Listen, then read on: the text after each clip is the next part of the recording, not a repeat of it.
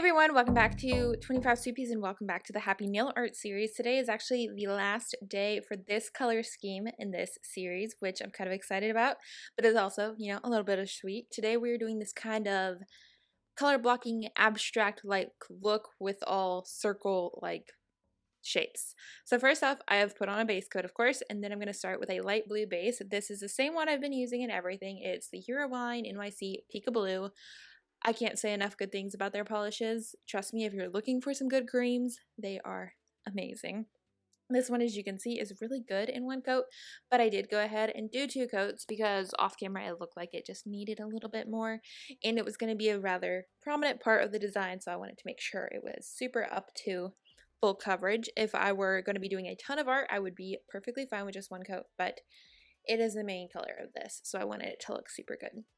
So there is two coats of that. Now we're going to move on to using another shade by Heroine, and this one is called Bubblegum.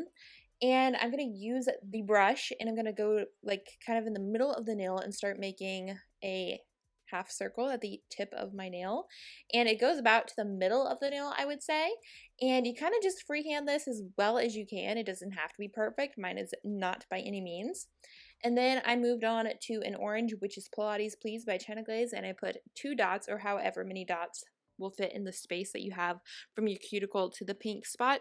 And that is it for this design. Super simple, super easy, kind of color blocking, but also only using kind of circular shapes, which was really fun and different, and something we had not done in this series, but it kind of was in a sketch, but it was like a modified version of a sketch that I did for this overall kind of color scheme. So here is the final look.